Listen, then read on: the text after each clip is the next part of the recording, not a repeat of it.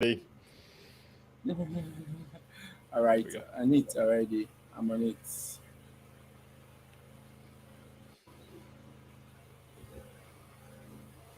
So, 1 minute. We're getting everyone live now. Fantastic. Yes.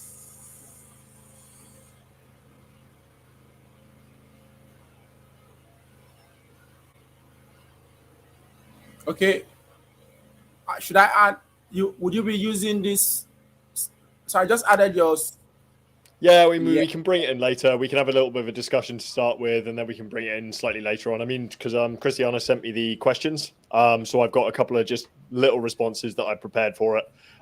So also then the community can then see which questions that I'm answering as well. All right. No problem. No problem. That's perfect.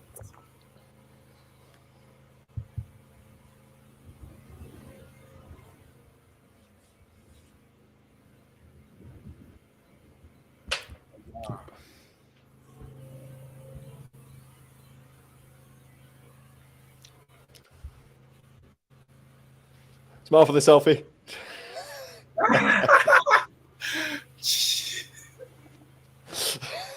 Yeah, man, that was epic. All right, so for real, blockchain AI has actually been making a lot of waves. Like Microsoft sent me a link to their latest AI, Brad, last Yeah. week to try it out. So it's really been a year where in less than 3 months we've seen like AI here, AI here. In fact, I think I saw Copilot. There's Copilot already. Yes. Yes, it's interesting.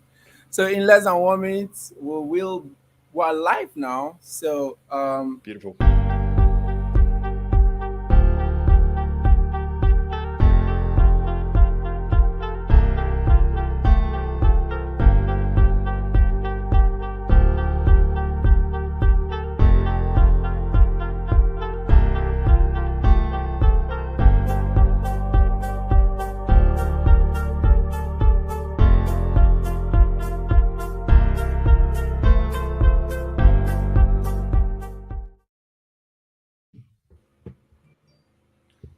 welcome to another edition of Forum Webinar Series. With us today, we have a global figure, one that has done extremely well in the blockchain space and in the AI space.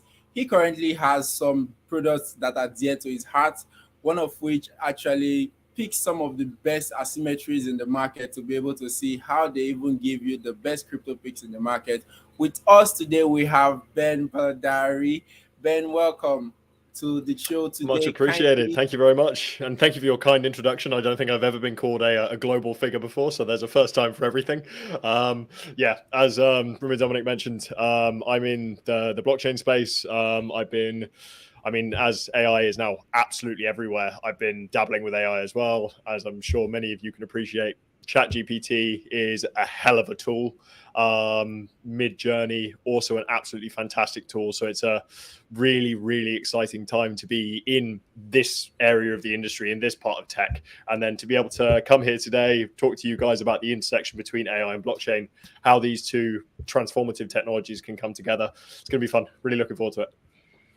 okay, yes. Our audience have joined us now. A lot of them are anxious. A lot of them, their ears are twitching. They really want to know what this can really do to their business and how it can help them satisfy some of their customers. But before we start, let's start with a little bit of gratitude. So for me, I'm grateful today for life to be also see this come true. It's something that we've been planning for about 1 month or 2 months now, and today it's finally a reality. I can't say thank you very much. How about you, Brad? What are you grateful for?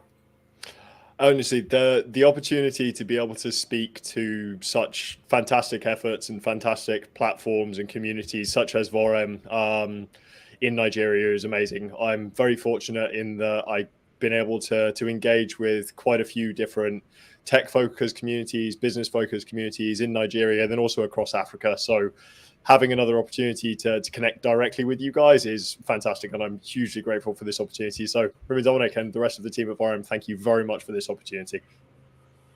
We are extremely grateful as well. We are all but the humble servant to see how we can share this message to change the narrative of what is going on globally as well, and also see that people are able to catch up to see how this can impact their day-to-day lives. Okay, so quickly, I want you to give us. I want to ask you a very good question. Blockchain and AI. What's the difference between both of them? Sure. So I said this is a really important question. I think the easiest way to think about these things is blockchain is ultimately infrastructure, right? It's a technology that you can build different products on, and the key aspects of this technology are it's transparent in that you can see what data is on chain. It's immutable, meaning that that data, once it is on the chain, it cannot be changed, it cannot be manipulated, it cannot be removed. And then also, depending on how the blockchain is structured, it's also publicly accessible. It's public, it's permissionless, so it means that anyone can get involved. Now, AI, very, very different in terms of what's going on technically. AI is, I mean, from a purely technical standpoint, it's a really difficult thing to pin down what artificial intelligence is at the moment, right? Because if you look at, say, again, taking ChatGPT as an example, ChatGPT is built on top of GPT-4. GPT-4 is a large language model, but this is just one of the applications of AI, right? This is just a conversational interface whereby you're able to engage with this language model, which is able to give you responses depending on the relative complexity of the model that's being used. So GPT-4 versus GPT-3, massively more complex, but then also significantly better output. But again, this is just one of the outputs. You've got one of the applications, you've got Midjourney, which is generative AI.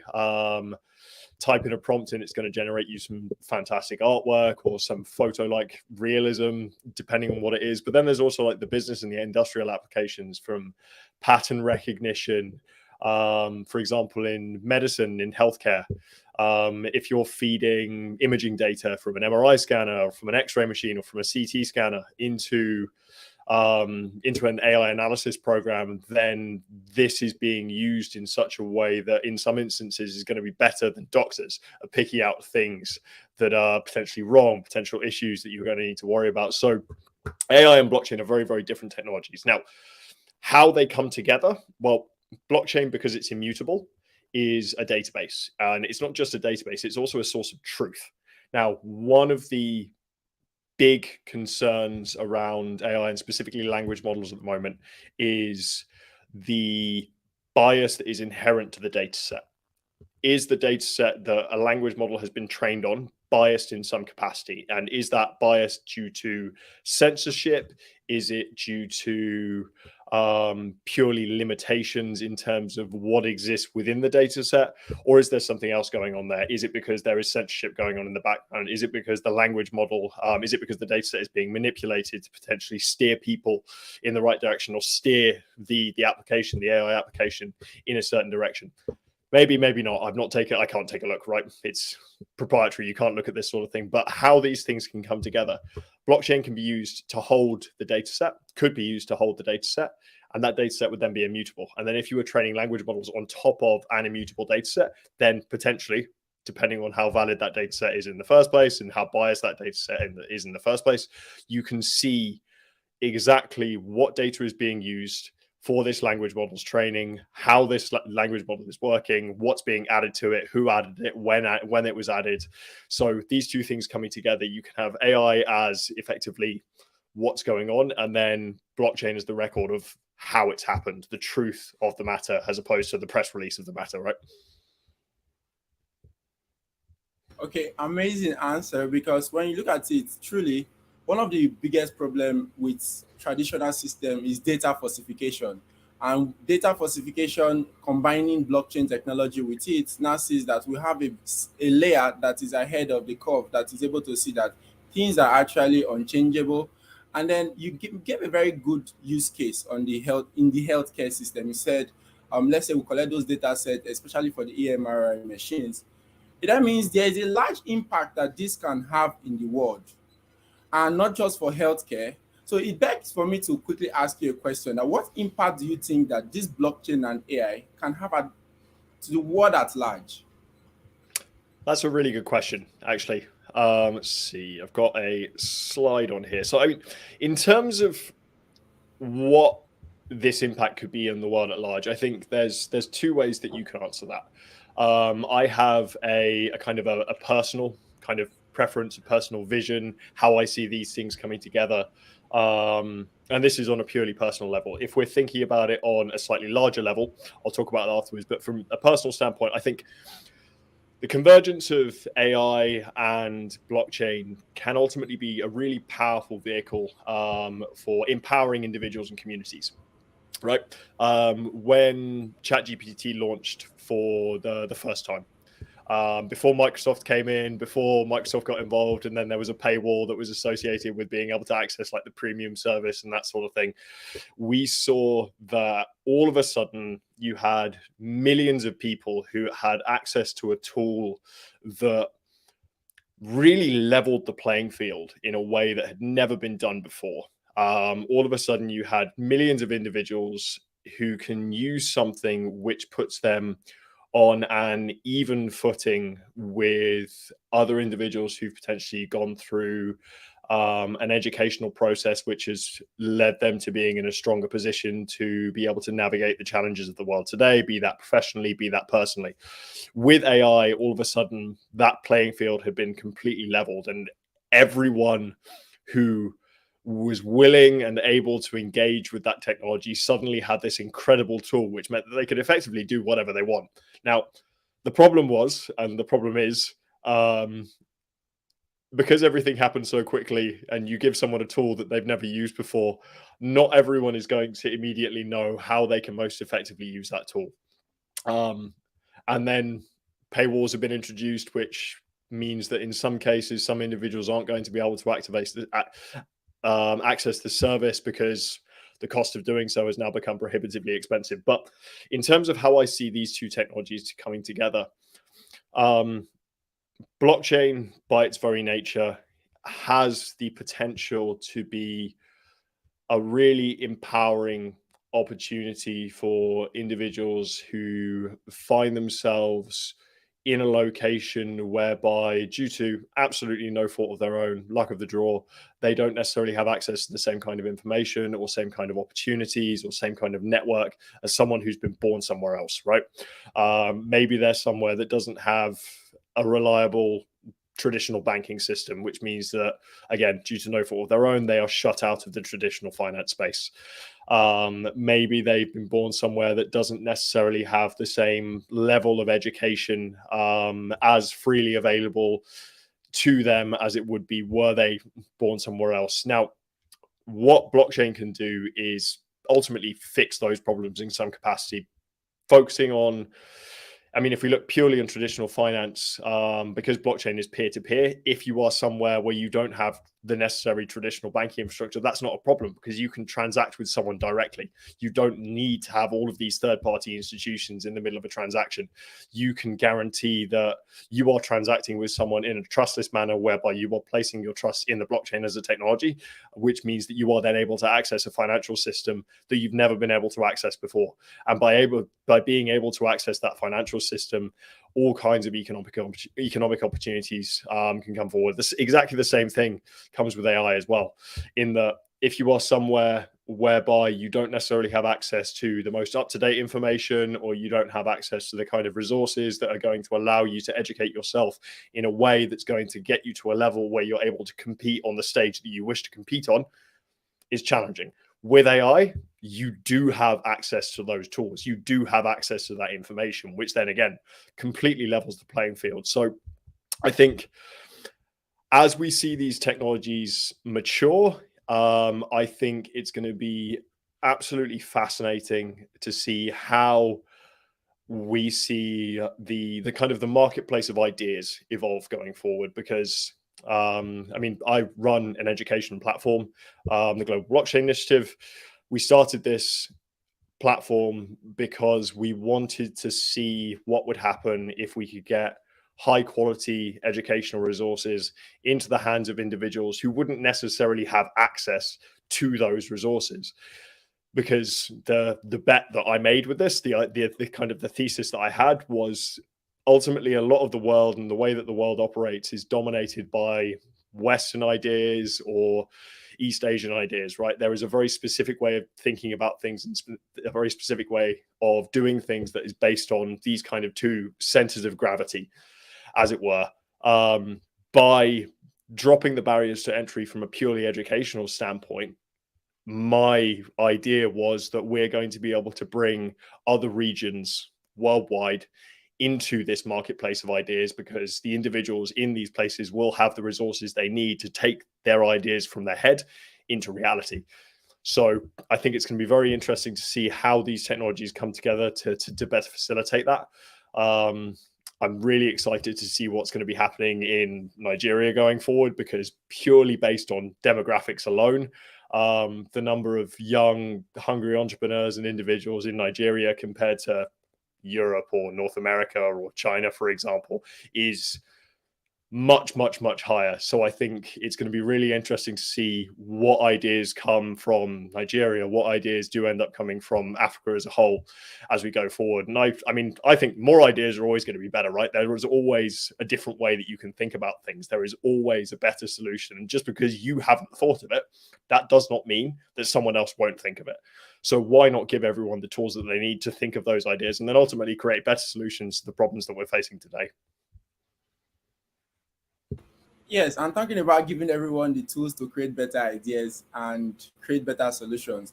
You see that this would now create much more productivity, much more business use cases, much more products in the market, products that can actually solve the inefficiencies in regions like Africa. Like there's a favorite quote of mine that blockchain can be used to solve 10,000 inefficiencies around the things that are happening in Africa. And when I asked you about the impact, there was something that you said. You said the rate at which AI has been adopted. So I was looking at some statistics recently, and the statistics centered around, okay, um, for the chat GPT, we saw like millions of users start using it in the first week. For blockchain technology, it actually took a while for that type of adoption to even take place. So the impact has been massive. So when you see that type of impact, I mean, for someone like me that is a techie and not in the administrative world, I can quickly say, okay, maybe as a sole proprietor, if that's what I am, and then I say, okay, on the sole proprietorship level, let me now see how AI can be able to delegate duty for administrative duty for me. And then you also speak about banking, and for we saw in the last 2 weeks how many banks collapsed in the US. We're And not the out of the West. woods yet. There's more to come. There's more pain to come. So do you see much more adoption in terms of DeFi and this, because of these things that have happened with the Silvergate Bank, Credit Sushi? Do you see much more adoption coming into DeFi, blockchain, AI at large? I think it's interesting that you mentioned the rate of adoption comparing, say, ChatGPT and the number of users versus blockchain, right? And I think one thing that some of the AI-based applications, such as ChatGPT, have is a really positive and really simple user experience. ChatGPT, you log in, you ask it a question, you know how to use it implicitly. It doesn't really take too long for you to have to play with the technology to understand, okay, this is what happens if I do this. This is what happens if I do that. This is a risk if I do this, right? You don't have to worry about any of that because it's just such a simple user interface. Blockchain and a lot of blockchain-based applications at the moment just don't have that. The user experience is it's terrible for the Terrible. most part. The interfaces have been built in such a way that they're not intuitive. And if you're a techie like myself, like yourself, right, you don't necessarily mind about having to play around with something to kind of figure out how it works, because it's kind of interesting to figure out what's going on in the background and then understand how something is working when you're interacting with it. Not everyone is like that, right? Not everyone is going to want to log in and then kind of have to play around with something until they get it to work, and then it might not work in the way that they expected. A lot of people don't like applications or technology that is like this. People like things to be simple, and obviously I'm generalizing here, right? There are exceptions, but the average person wants to have that positive user experience, wants to use something that is familiar to them, that is intuitive to them. And at the moment, a lot of DeFi applications, as a specific example, but then also, I mean, NFT marketplaces are slightly better, just doesn't have a particularly positive user experience. And part of that is because of the way that these products are being designed. Like the user experience of the product itself isn't particularly good. But then there's also a really high barrier to entry from a knowledge standpoint. You have to understand what is going on in the background before you can then engage with a technology. So DeFi lending and DeFi borrowing, for example, the process of being able to borrow something in DeFi means that you have to sign up for a wallet. You then have to fill that wallet with some sort of asset. You then have to deposit that asset into a smart contract where it can then be used as collateral. And then you have to take out a loan based on the collateral that you've deposited. And all of these things are relatively complicated for the average user to do by themselves. But for DeFi, in some cases, you have to do all of these things. And that's not something that's particularly intuitive. So the user experience isn't there, which in my mind is a big part of why adoption has been relatively slow. Another issue is also the regulatory side of things,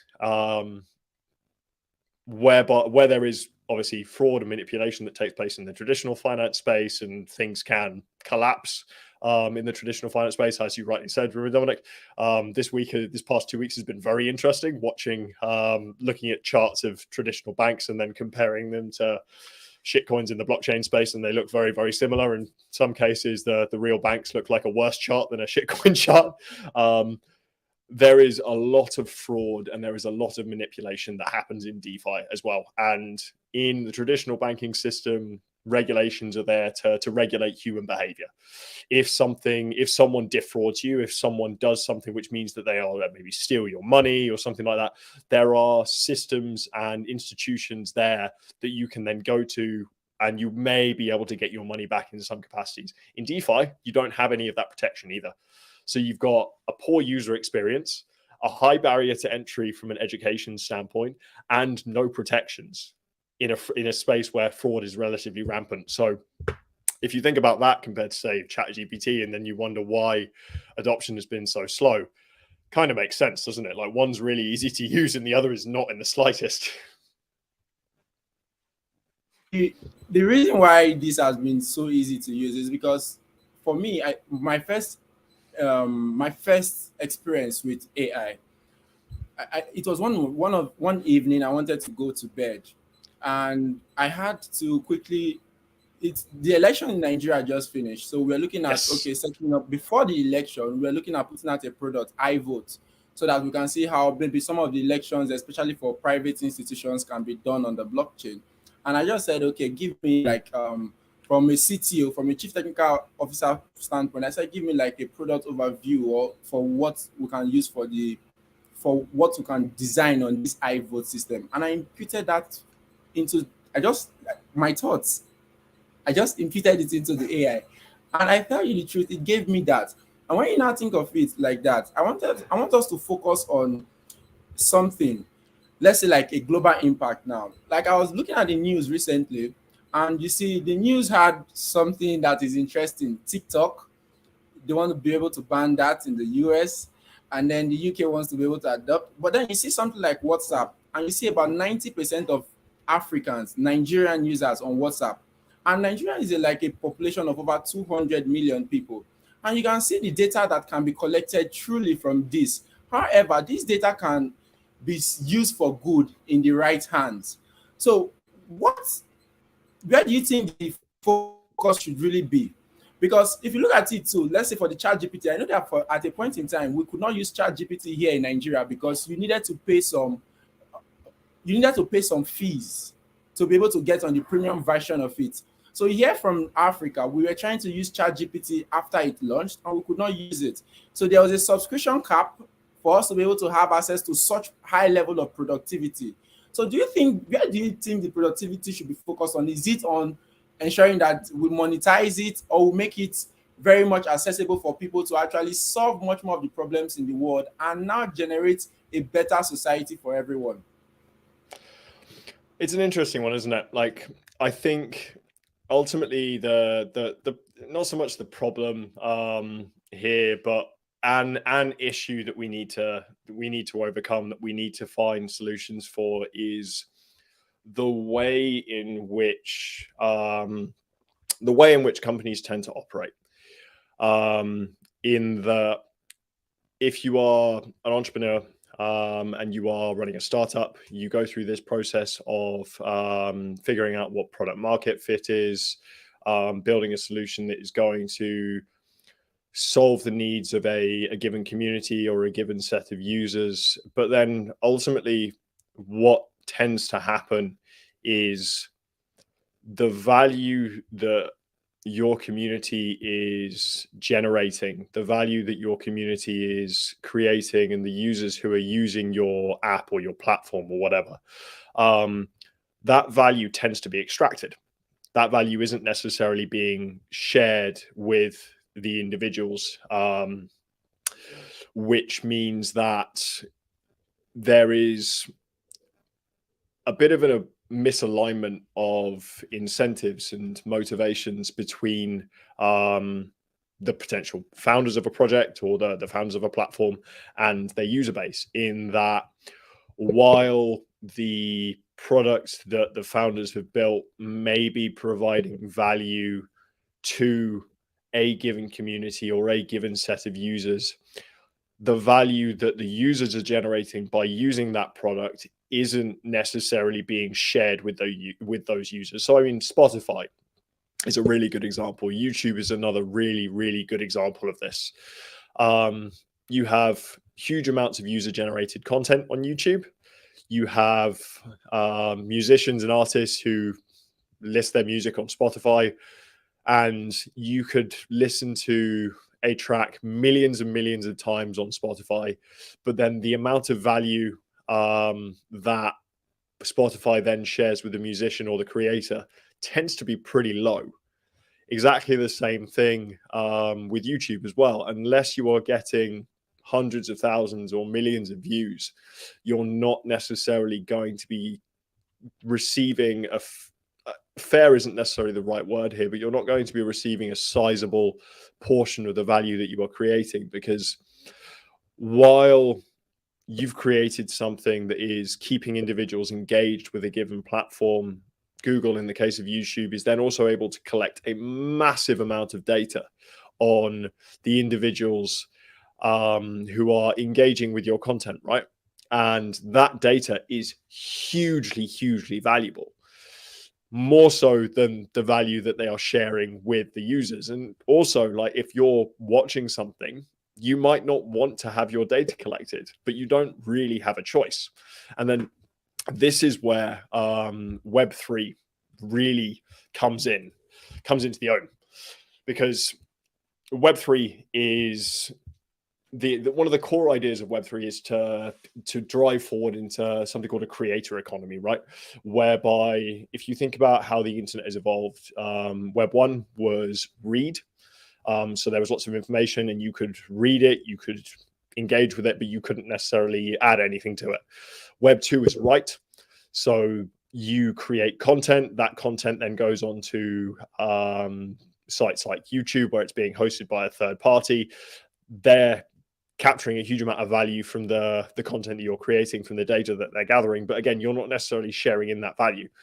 With Web3, one of the core ideas is ownership. So not only are you fully in control of your creations, you also own those creations as well. Because while you may have, for example, the copyright for some content that you've created for YouTube, you don't necessarily own the asset itself, right? Because you've created a digital asset in the form of a video, but that asset is living somewhere on Google servers, on YouTube servers, and you don't have any control over what happens to that content in terms of like the underlying digital asset. You don't control who is accessing it. You have no way beyond the analytics that they provide to see who is consuming it, what kind of audience that you're reaching, and what kind of data your content is helping to generate. Web3 allows you to maintain sovereignty over those assets. And this is where tokenized assets, NFTs, for example, come into it, because an NFT at the moment, there's a lot of focus on digital art, for example. So with Bored Ape, CryptoPunks, that sort of thing. But technically speaking, any digital asset can be an NFT, could be an NFT. So you could take your video and you could create it as an NFT. And then instead of you hoping that you hit hundreds of thousands of views and you see some return, you could upload it as an NFT. And if you have someone who wants to view your content, they could buy that NFT and you get paid directly for it. You maintain ownership of that asset. You maintain sovereignty over your creation. And then this means that you're sharing in a lot more of the value that you're creating. Now, another big issue here, and this is what I'm working on with one of the projects that I'm working on, is how businesses are currently set up in terms of the shareholder model, right? So if you are a shareholder in a company, you buy a couple of shares, you own a very, very, very small piece of the company because of your shares. You hope that the company runs well enough that the price of your shares goes up and that you maybe receive a dividend if the company is doing well. As a shareholder, nothing I do will have any impact on the value of the underlying asset. Nothing is going to change that. Like, I could run down a street yelling whatever, it's not going to change the value. I could write something which is kind of relevant to the company. It might change the value if the right people read it, but it's probably not going to. What you can do with Web3, with a very specific subset of assets called governance tokens, is you can create businesses whereby by owning a governance token, you have a share in the company, but because you own this governance token, you can also then participate in that company as well. Meaning that any value that you generate for the company is going to increase the value of the company because you're generating value for it. And because you are generating value for the company, the value of your asset is potentially going to increase as well, which means that you're then incentivized to create more value and more value and more value. Which then makes things really interesting, because then if you're owning a small piece of a company and you can contribute value to that company, and then you can see the rewards of that contribution in potential accrual in value of an underlying asset, that's amazing. So combining this idea of ownership with governance tokens that allow you to participate in the upside of the value that you're generating, as opposed to data extraction or value extraction from a given community, this is where things get really interesting. Oh, I think you're on mute. Yes. So one thing truly with this web theory that you said is that we truly don't own our content. I mean, there's a business we just opened here, a physical business we opened here in Delta State. Now our TikTok account got suspended. You can imagine the effort that we've put to create that amount of people. You can imagine the content that we've put in there, the followers we have amassed. Now, another thing too that you said about Web3 that I want to quickly point out is the fact that there is no interoperability between all of these platforms. I mean, we're on YouTube now. There's high possibility that on Facebook I have like 5,000, 10,000 followers, and I've built that over time. On Twitter I have 10,000 followers. You have, but we cannot quickly synergize this platform with that platform and bring all of our followers instantaneously on this platform. And that's where Web3 comes in for that part of interoperability. And making mention of that extremely makes this and changes the game, especially how blockchain can change your business. Using blockchain instead, using Web3 platforms to be able to do these things instead of the conventional Web2 platforms. It was even bad to the extent that my personal TikTok account, there are some contents I create, they would remove the audio and leave the video there. So, like, why leave the video there? And these guys can't get access to it. However, something I also think is, well, you might not really blame like I made mention of the fact that some of us here in Nigeria could not get access to ChatGPT after a while. I might not really blame them, especially because of the massive funding involved in creating some of these products. Because most times you see that it's private institutions that create these products and then they make it available to the government bodies. And it's not as if maybe when you're even making it available to the public, maybe one big massive funding might just come instantaneously. You might need to go through a lot of VC firms and all of those things, and then it is actually very, very tiring. But one quick question I want to ask you, and it's something I noticed about you, and it's one of the most audacious statements I've seen anyone or a global figure give to me, is that you have education programs to onboard 1 billion users. 1 billion. You know, would you call this the grand strategy around the other things that you plan to do? And why this massive dream? Why is this so audacious?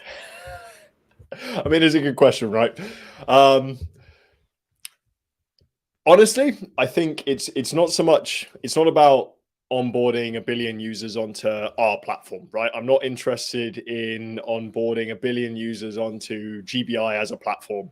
Blockchain Because citizens, 1 billion exactly, blockchain citizens. What I'm interested in is getting another billion users into the ecosystem as a whole, right? Because like the point that you mentioned around interoperability, the way that a lot of Web2 platforms exist is with walled gardens, right? The idea is to bring a user into a platform and then keep them on that platform for as long as possible. Why? Well, the more time a user spends on a platform, the more data you're going to be able to gather on them, and then that data tends to get sold, right? This is where Web3 really differs, in that it's all about value sharing as opposed to value capture and value extraction. So this idea of having, like, bringing 1 billion users into the blockchain ecosystem is all about that value sharing side of things, right? Because I'm not interested in getting 1 billion users in, then trying to like extract as much data as I can from these people as possible, because it just doesn't feel right. It's just not, it just doesn't work for me, right? I think there is far, far more value to be captured and generated ultimately by, instead of focusing on making like my slice of the pie bigger, what if I can increase the size of the overall pie as a whole, right? Because if I'm getting 25% of a small pie versus like 10% of an absolutely massive pie, then I'm going to be receiving more value. I'm going to be creating more value for other users. The more individuals that come into the Web3 ecosystem, the more value they're going to be creating. And then the more of that value is going to be shared around. Now, it's a big goal, right? Because it does require overcoming quite a few different obstacles. I mean, there's digital divides, there are language barriers, there are cultural differences, and these are all big challenges. But they're only big challenges in my mind if you are looking to solve all of them yourself, and if you are taking that approach of trying to grab as many people as possible and then hold on to them as tightly as you can so they don't leave and then go to another platform. So go from Facebook to YouTube, or from YouTube to TikTok, or from whatever to wherever. It's difficult because you have to try and keep every single one of those users happy, and you have to try and meet all of those needs of all of those different users all the time to try and keep them there for as long as possible.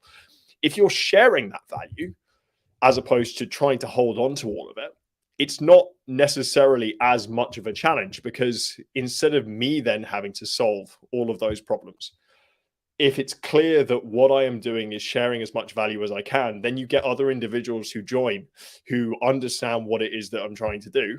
And then you have other people who are then working to solve those same problems. And every single project in the space is dealing with similar problems. A lot of the time it's around education, right? Do users understand this platform? It's around connecting with the right individuals, connecting with the right communities.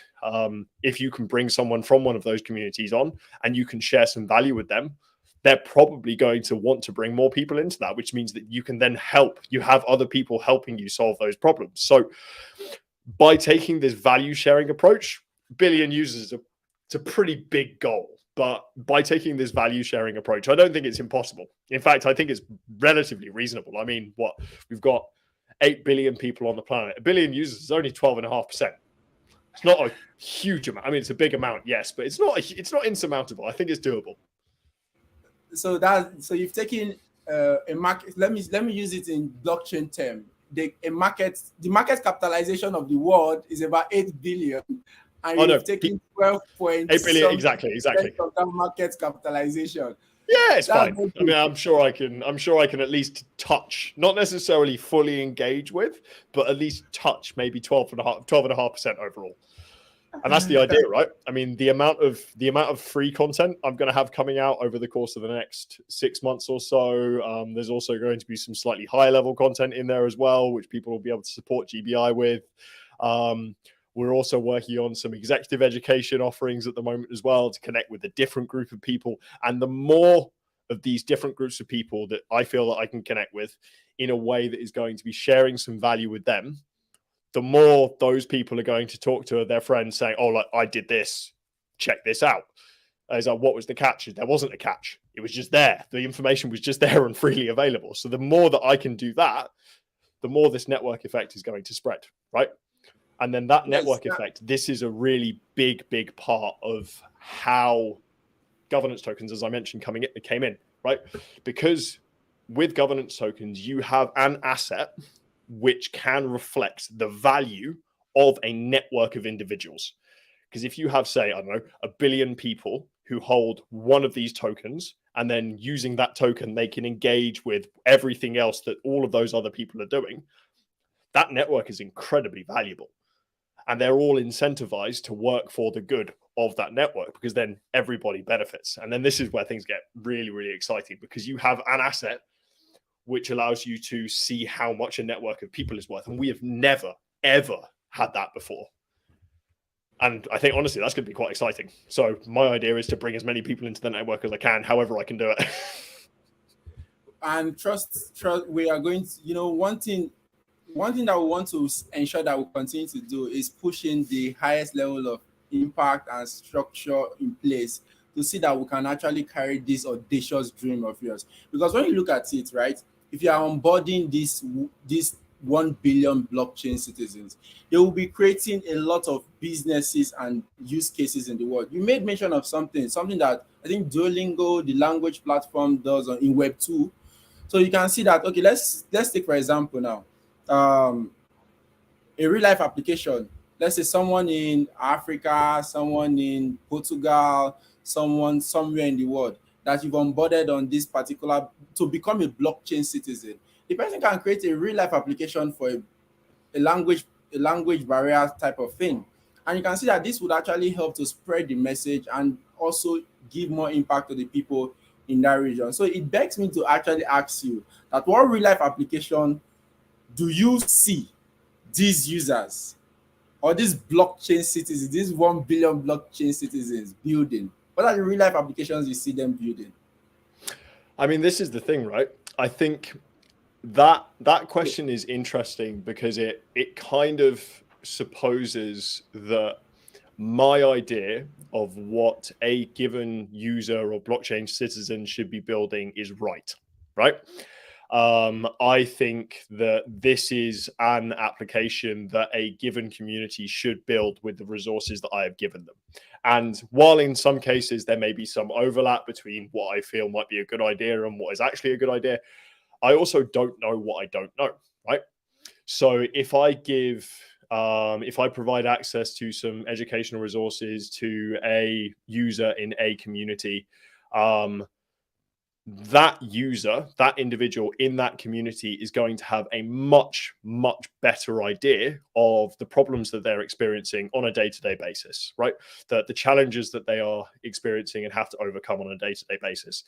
If I can give someone access to the educational resources that they need, that will then allow them to build an application that enables them to overcome that challenge or maybe help others overcome that challenge as well, that's what I'm excited about. So I think like the question of what do I see people building? I mean, I think that we'll see some development in healthcare. I think that we'll see some development in things like social impact. But ultimately, I also don't know. And I also kind of don't want to know, right? I want to see what happens when they're building it. But I think it's much more exciting to just see what people can build, because the way that a lot of businesses historically, and especially in Africa, have operated is they've been from the West or from the US, or they've been from China, or they've been from somewhere else, and they build a product, they come in, they monetize Africans on the ground, right? They extract a load of value and they tell them that they have solved the problem without actually solving any problems. And sometimes, I mean, quite a lot of the time, creating more problems which were worse than the original problems. What I want to see is what happens when individuals in Nigeria, individuals in South Africa, individuals in Botswana, individuals all over the African continent have access to the resources that they need so they can solve their own problems, right? So they can build solutions to problems that they are experiencing. And then, I mean, if I get to participate in that upside in some capacity, be that because it makes me feel good about myself, or be that because it might be an investment opportunity, or be that because of whatever, that's far more interesting to me than saying, right, I think people should build this. Build what you want to build it in a way that is going to solve your problem in the way that you think it needs to be solved. And then if it works, great. And if it doesn't really matter, because you'll have learned something, and all of those resources to learn where you went wrong will be there and will be available. So you can just have another go. I mean, what is failure, right? There's a really, really good quote from Winston Churchill from the Second World War, and it is success is moving from failure to failure with no loss in enthusiasm. And that's what I want to see. I want to see people failing and being enthusiastic about when it happens, because they know that they're getting better. And then as those failures slowly do become successes over time, who knows what people are going to build. And that's going to be exciting. Wow. Moving from failure to failure without loss of enthusiasm. Exactly. That's success. That's success. So I got this one. So quickly, I want to ask you, because you spoke from a global perspective, you also spoke from an African perspective, and also made reference to Nigeria. And you know, the truth is this: development happens globally, but the impact starts locally. So, Exactly. education for the blockchain age, um, are there programs that you are looking at? Are there programs that can help these locals transition and open themselves up for much more global expertise through some of the communities, some of your experiences, so that these guys can also be impacted globally, so that they can start building real life solutions that can see that they scale up their standard of living?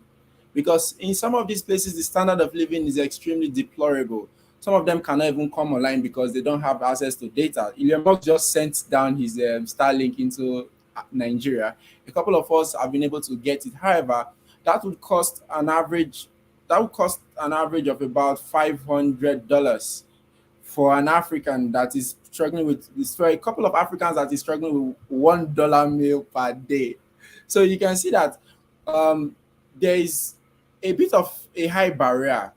So what do you really have educational programs or things like that, or these things that can actually help to see that this impact is actually felt globally, and how can these people on board on this type of Sure. platform? Yeah. Sure. So, I mean, with what we did last year, the educational initiative that I'm working on is called the Global Blockchain Initiative. And last year, we ran a free to enroll blockchain academy. Over the course of 6 weeks, we had lectures and seminars from 47 different projects, platforms, institutions, companies that are involved in the blockchain space in some capacity. And we did that all completely for free to sign up, free for whatever. All of that content is now available on the GBI campus. So that is blockchaininitiative.org. And then there is a join the campus button right on the homepage. I'll make sure that that is in the link for this afterwards as well. To that end, we're also now working on a number of certification courses, providing free technical development for some of the most well-known blockchains in the industry, some of the largest and most significant layer ones. We've been working with them to produce some really high-quality certification courses. As I mentioned earlier, I'm working on loads of free educational content at the moment. There'll also be some short courses, which I'm going to be making sure that they're priced at a level that it's not going to be insurmountable for the overwhelming majority of people. And that's also going to live amongst all of the free stuff as well. I do webinars every Friday, live on YouTube, live on LinkedIn, talking about one specific subject or subsect of the blockchain industry, going really deep into it, making sure that people, again, have those educational resources that they need. And ultimately, over time, it's just going to be scale. All of this content lives on the GBI campus. And the more weeks that pass, the more of this content that I put out, the more that's going to be added on there. And the idea is over time to turn it into this repository of everything that you could ever possibly need to know about the industry will be there, and it will be accessible to as many people as we can make it. All right, perfect. So I want to quickly ask you something because a couple of people there's some comments coming in this comment section. But before we go on, let me quickly say to the guys, drop your questions on the comment section. What you would like for us to quickly touch on, so that we can quickly look at the comment section, put them online, and be able to see that we can take those things in the shortest space of time. But Sir Ben, so as an incubator founder, because I know I've gone through your profile, so as an incubator founder and a business accelerator builder, right? What are your plans to actually migrate some of the African youths to the Web3 economy? Because I saw you have a Ben DAO, a Ben decentralized autonomous organization. So for those of okay, us so that fair warning, that's not mine. I'm just in it. I'm a Ben and I'm in the Ben DAO. If there are any Bens watching or listening, please do send me a message or I'll get you in there as well, but that one's not mine. So truly, as an incubator founder and a business accelerator builder, what are the plans you have to migrate African youth to the Web3 economy? Sure. So, I mean, there are three main areas here that we're focusing on. The first is education. As I've spoken about at length, everything starts with education, because you can have a fantastic idea, but if you don't have the educational resources necessary for you to be able to develop that idea into something which ultimately has a business case, right? Because if you have an idea but it isn't necessarily viable in a way that means it's going to be able to sustain itself, if you're continually having to pay to keep this thing going, it's not going to be sustainable in the long term. So education is the first part, making sure that everyone has the resources that they need to be able to develop these ideas to a level that they then become something which actually, right, this is going to work. Next is mentorship. The best way to learn something, in my experience, I mean, there are two ways. One, the best way to learn something is to teach it to someone else, hence why I'm in education. The second best way to learn is to talk to somebody or engage with someone who has done what you want to do before, because there will be all kinds of insights and sharings that they have from their journey that they would then be able to share with you, which means that you don't necessarily fall into the same traps or make the same mistakes that they do. And then third is access to funding. Access to funding is difficult. If you don't have the right connections, if you don't have the right kind of networks around you, which mean that you are able to connect with individuals with funding, it makes life really, really challenging. One way that the VC industry tends to operate, and this isn't universal, but a lot of the time it's from warm introductions, right? You have to know someone who knows someone, and the person that knows someone has to introduce you, and then you get like a good word put in. And that's just, it's very inefficient. Funding is a really, really big part of it. So as you mentioned, I'm also involved in the funding side of things. I work with a team of guys and girls who do things a little bit differently, in that it's all about value share, right? Instead of, the way that we tend to operate is that instead of saying, right, this is a good idea, here's a load of money, hopefully you're going to be able to find the right people to build your business in such a way that by the time you get to the next raise round, we're able to then see an exit. That's not a very efficient way of doing it. And there's a lot of assumptions that have to be made there, being you're going to be able to find the right people. You're going to be able to develop the right idea. You're going to be able to develop it in a way that means you don't spend all of your cash. It's not a very efficient way of doing it. What we tend to do is, instead of saying, right, we're going to invest and take a chunk of equity, partnerships. So instead of it being, say, right, we'll take 20% of your company and we'll give you some money and then we'll kind of help you out, but not really. In some cases, it could be, right, we will work on a partnership basis. So our network potentially takes 50%, right? Maybe less, maybe more, depends on what it is.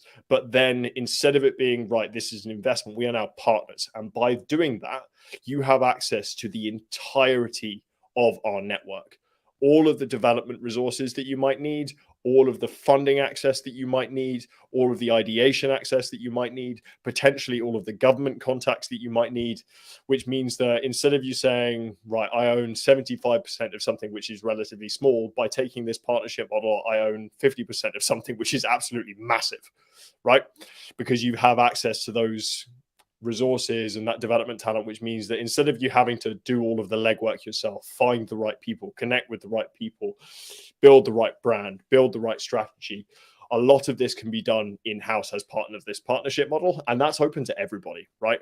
If you've got an idea that is viable, or if you've got an idea that already has some traction, or if you know people who have those kind of ideas, let me know.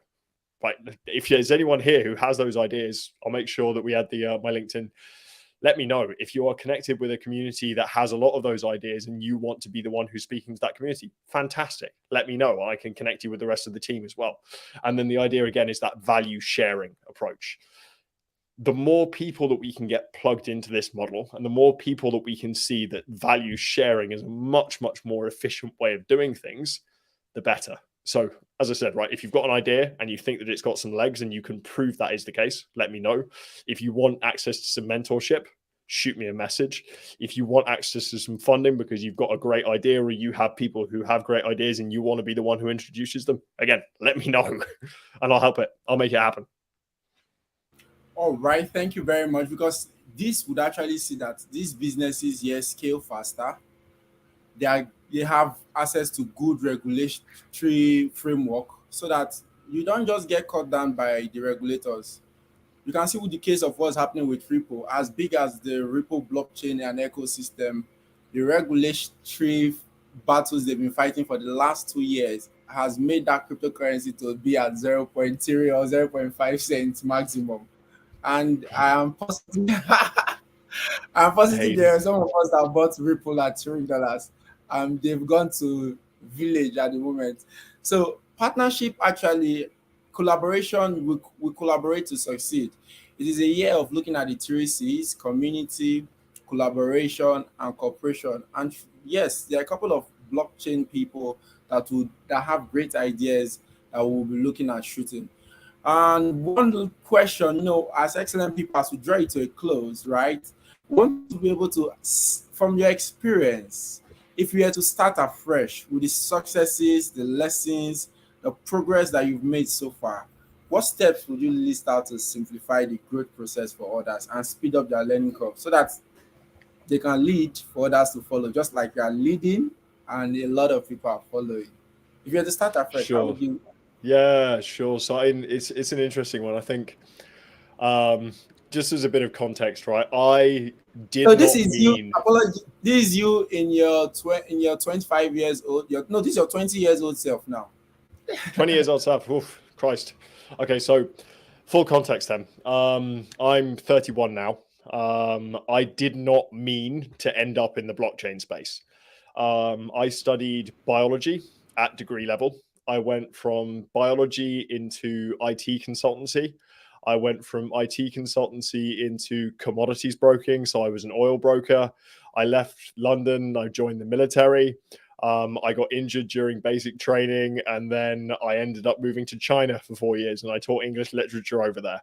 I got involved in the coaching space. I got involved in the marketing space.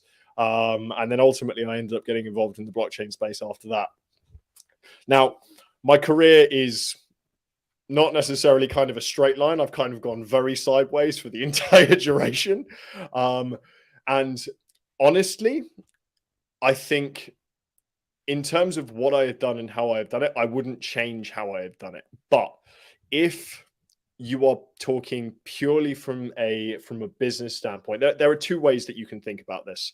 One is on a personal level, and you will not end up doing whatever it is that you're supposed to be doing before you're supposed to be doing it.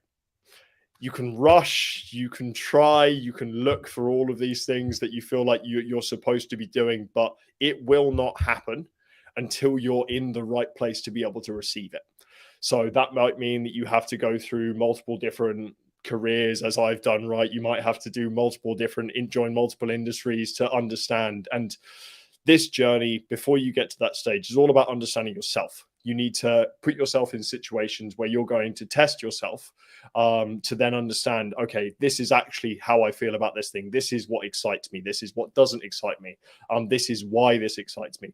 Putting yourself in situations that will make that happen faster is one piece of advice that I would give. And then from a business standpoint, really make sure that you're developing like a clear vision and mission.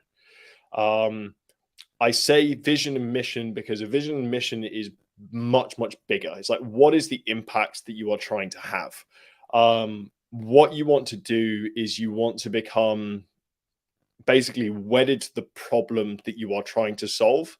Focus on the problem, not on the solution that you are providing, because you could build what you think is a fantastic solution, but if no one wants to use it, it's not a very good solution. So you want to be really clearly focused on the problem that you are trying to solve and make sure that you have a really clear vision around that. Next, as I've said many, many times, collaboration. Competition will only get you so far. If you are competing all the time, if you are striving to win all the time, there is a time and there is a place for that, yes, but you are going to enjoy far more success, whatever success means to you, if you are collaborating with other people. Like, as an expression, if you want to go fast, go alone. If you want to go far, go together. So the idea is that you build a really strong network of partners, mentors, stakeholders, whatever you want to call it, personal relationships, professional relationships. Build a really, really strong network, and you never know what that network may deliver you in the future. As you progress through your journey, you begin to understand yourself. You'll see that your network is probably able to give you an awful lot of what you've been looking for. Next, I think making sure that you're creating accessible material, right? If you have a solution to a problem, but people don't understand your solution, even if it's the most amazing solution, it will work. If people don't understand that, that's going to be difficult. So make sure that you're producing content. And when I say like producing content, I don't necessarily mean video. I mean, in whatever capacity. This could be written, this could be visual, this could be video content, this could be literally going to network events and speaking to people, understanding the needs of your community, understanding the needs of your users. By making sure that you are producing really inclusive material and that people are feeling included in that process as well. Again, this is what I was talking about earlier with being able to bring people in who are ultimately going to help you out. If you can do that, then things will happen much, much faster. Next, two things next. One, continuously iterate and improve. Like, what works today might not work tomorrow. And if you are not continuously iterating, making whatever it is that you're doing better, maybe that's adding more people to your network, maybe that's listening to more feedback from your users, maybe that's looking at how your market is changing. That can be challenging if you're not listening to that. If you are listening to that and you are ahead of it, you're anticipating what changes you're going to have to make before you have to make them. It puts you in a stronger position because you're not necessarily having to worry about speed because you've already done it. And then it also means that your users are going to be probably happier with you because they're not waiting for you to do stuff. You're doing it before they ask for it. Now, this brings me to the last bit, and I'm talking specifically about blockchain here, but this is also applicable to AI as well. Sustainability of business is a really, really important part, because if you have a business model which is not sustainable in its own right, if that business model is reliant on continual infusions of outside capital, then it's going to die. There's no way that you can keep raising money forever.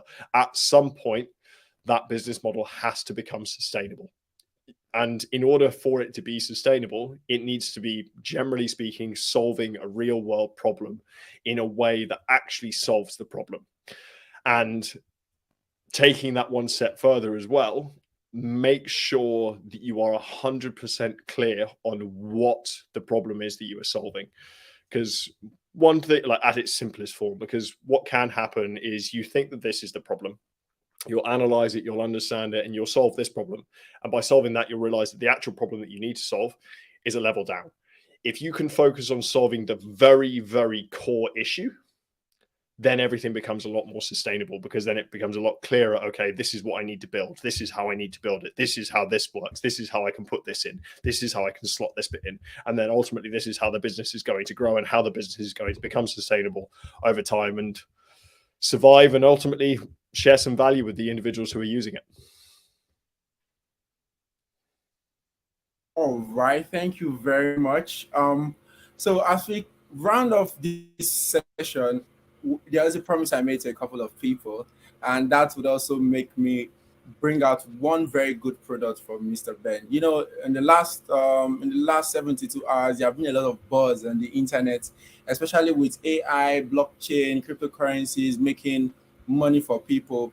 One of them happened on one of the earliest blockchain on the Ethereum blockchain, which is the layer 2 blockchain, Arbitrum. A lot of people Yep. saw a lot of gains on that particular Arbitrum airdrop. Yes. And Big airdrop. Yep. yes, it was a big airdrop. Did you get some Arbitrum? I did not. I've been reading about it for, oh Christ, a year or so, and I just ignored it. Right? It's like there was a giant pile of money on the table, and I just ignored it. And then it happened. It's like, oh, I should have picked that up. I should have done something about that. All right. Okay, so quickly for the audience that we have that you stayed with us to this time, um, at Verem, we actually got some of the Arbitrum airdrop tokens Fantastic. because Congratulations. yeah, thank you very much. So we had our free money coming. So it will help to be able to scale up one of two things, especially in terms of funding and pushing our dreams to the next frontiers. And I promised them that on this particular session, we'll quickly show them one other airdrop that is going to come on board now and see that they are able to take advantage of it. And I'm going to be sharing my screen now in 1 minute. So that you guys can see the next one that would be having that type of impact as well. And if you can see my screen, we are currently on this platform, ether.fi, which is ether.finance. So what you can do here is just participate in some of their liquid staking with your Ethereum, be able to become an early adopter, and then you would see that when this particular project launches, you would also have access to some of that type of what airdrop. And you know, as excellent people, we do not like to always keep you way beyond the time that we actually said you guys should be here. And then one thing I must make mention of is asymmetry finance, one of the biggest products that Ben is working on. It's the AI platform that gives you access and insight into the market before the coins pump. Oh God, he's dubbing his suit. Good. So I would like for him to just share that with us for like maybe 2 minutes or 1 minute before we call it. Sure. So, asymmetry finance started life as a newsletter. I was writing it with a friend who'd spent some time. He ran his own crypto hedge fund. Has some really good understanding of macroeconomics, how markets on a global scale, not just the crypto markets, actually work. Like what's happening, what's going on, why do they do these things? And what started out as a newsletter has evolved into a trading community. We connected with another individual, quite a pretty good crypto trader who's had a community for a while, and we're evolving the community from a Telegram group into a fully fledged Discord community. whereby there'll be a monthly membership fee. And in that, there will be macro education, there'll be trading education, there will be signals. And again, the idea is to, instead of like on Telegram, you see like the signals groups, right? So you say, right, buy this thing now because the price is going to go up. The idea that we have with asymmetry finance is to give you the resources that you need, so you're not waiting for somebody else to tell you what's going on. You understand how the market is going.